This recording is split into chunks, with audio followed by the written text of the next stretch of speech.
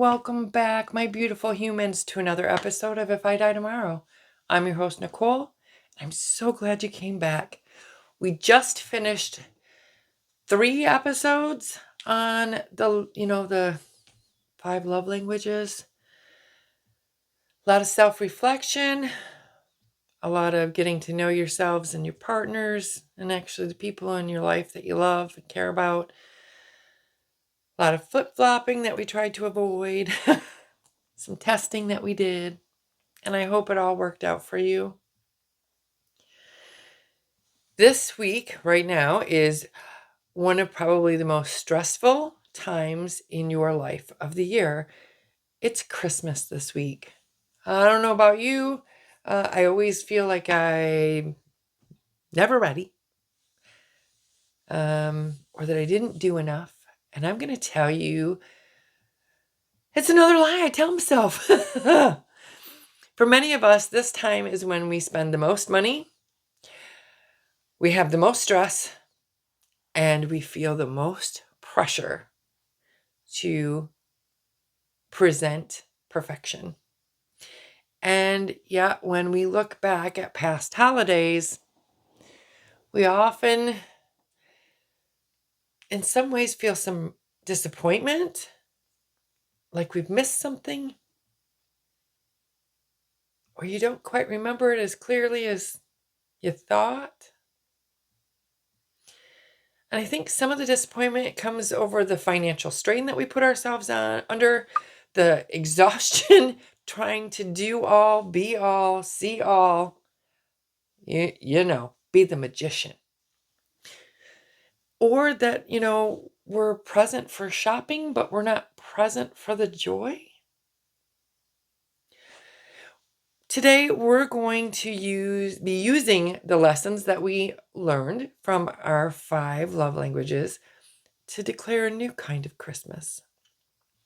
One ruled by presence and not presence. So come along with me on this journey as we discuss that I'm fine, you're fine, everything's fine. As we make it through this week, and actually even next week. We put so much pressure on ourselves. And the holiday season, I don't want to say it's a bad thing, because it isn't. I mean, you see a lot more kindness and goodwill and cheer, but it's also a trap. It's a trap that we set ourselves on, like, default or auto mode of just giving, but gifts, not really. We do it as a default for the primary language. How's that? Let me clarify, correct myself, recenter, and receiving gifts. But we have to remember that isn't really, we don't need to make that the primary language for this season. We spend hours shopping, stressing over the budget, wrapping, shipping, trying to make everything perfect, make sure that everybody got exactly what they asked for on a list that they felt pressured to give. Because that's the other thing. How many of you feel pressure because somebody's like, well, what do you want? I don't know. These are things I like. I don't know. Or, you know what? I don't really actually want anything but something from my primary love language. Time. Words of affirmation. A good meal.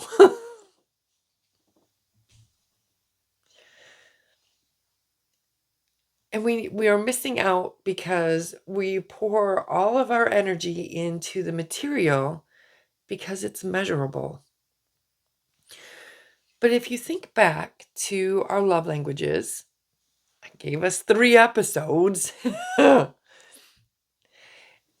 If your loved one's language is quality time or words of affirmation, that expensive gift is a missed opportunity. You gave them a transaction when they desperately needed a connection. If I die tomorrow, I don't want my last act of love to be a credit card bill. We need to break the link between material spending and emotional depth. And I'm also going to tell you at this point right now, I'm sure I'm not the only one out there. So when I say this from my heart and with all honesty and clarity. You have done enough. I constantly beat myself up going, it's not enough. It's not enough. It's not enough.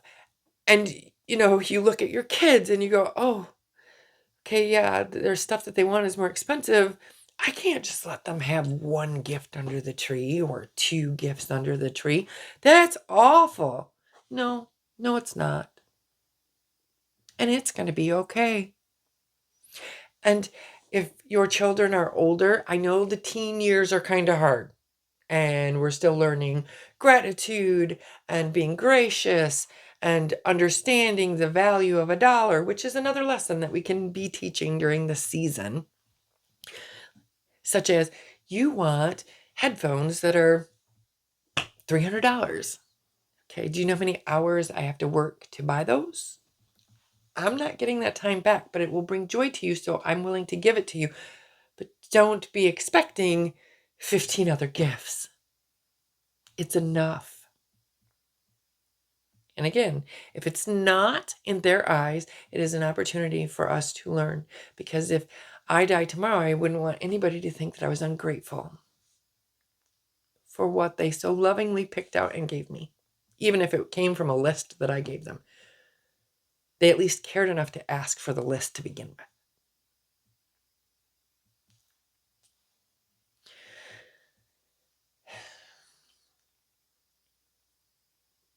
If we're going to, I want to reclaim Christmas. And we can do that, again, not by going into debt. For the people that receiving gifts is important to them, sure, this is a lot easier. But for the people in our lives that it's acts of service or quality time, we can break that down to make it special for the season. I talk with my hands so much. I want to say I'm sorry, but I'm not. It's part of who I am.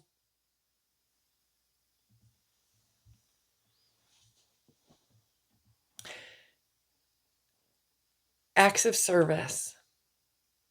During the holidays, it's a lifeline, actually. Instead of buying gifts your exhausted partner doesn't need, give them time and peace.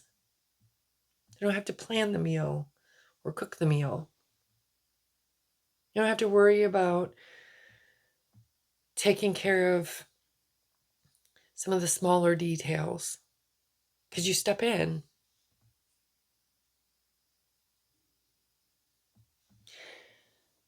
Take over one task entirely for the next couple of days. The grocery shopping, the gift wrapping, house cleaning, meal prep. And give them that peace. Yes, I know it's not a box with a bow that they can unwrap, but believe me, it does count. You could also give the gift of simplification. Sit down and proactively cut 3 things from the holiday to-do list. Do you really need to do that? Will it make or break the day, the season? Probably not. Take some of that pressure off of yourself or the loved one in your life that this language serves. Like, we all put a lot of pressure on ourselves. I'm sitting here, and I would be a liar to say that I wasn't a little bit stressed out. I'm getting a little bit better. My Christmas is not going to be the traditional Christmas this year, and that's okay. But there are certain things that, yes, I really want to make sure that I accomplish. And so I will make sure that I prioritize them and have time. But I'm also going to deprioritize some things that, in the grand scheme of it, it'll be okay if it's not here. And I hope that you can give yourself enough self-love and words of affirmation that it's okay. Because what good is your stress levels going through the roof going to make the day? Instead of enjoying it, you're stressed. And when you're stressed, it adds tension that everybody else can feel. And there's lots of us that just say, I just want a good holiday. Okay, well, get out of your own way, please. I have to do it myself, too. I am no better than anyone. And I have to take my own words, and there are times that I have to calm myself down. So we can do it together. When you do this, it isn't just helpful, it's actually profound. By easing someone else's burden, or even your own, you're saying, I see your exhaustion, and I value your peace more than the tradition. And if it's you talking yourself down, it's okay to see the value of your peace, because do you really want to go into the day just stressed out? No. How is that enjoyable for anyone? So all of the hard work you did to make it perfect and to get it all, if you're putting that much, it's going to project into the whole day, and then it's just kind of ruined anyway. So don't do that to yourself. Don't do that to your friends or your family. Next, the gift of quality time and expectation-free joy. This is the ultimate counter to holiday disappointment. Quality time. To make it meaningful, you must practice focused, single-tasking presence. The detox prepared for us for this. If you're baking cookies, put your phone away and bake the cookies. Be in that moment. Enjoy it. If you're watching a holiday movie, be fully engaged in that movie. My husband, the other day, he's like, I want you to bring up all the holiday movies that we have, and we'll watch them. We'll do one or two a night, depending on, like on the weekend, we can do more than one. But during the week, we don't really have time to do more than one. But it's nice to just be able to sit down and watch it. Laugh, enjoy it, and just be there and not worry about all of the other stuff that you're putting on your own shoulders. Excuse me.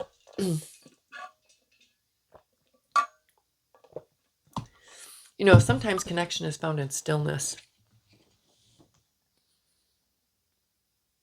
And it's hard to always be okay with being still.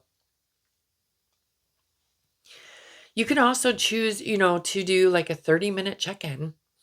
Use one evening to sit with your loved one of your loved ones, or your spouse or partner, or one of your children, and talk for 30 minutes. No devices, no multitasking, no agenda. Just honest to God conversation.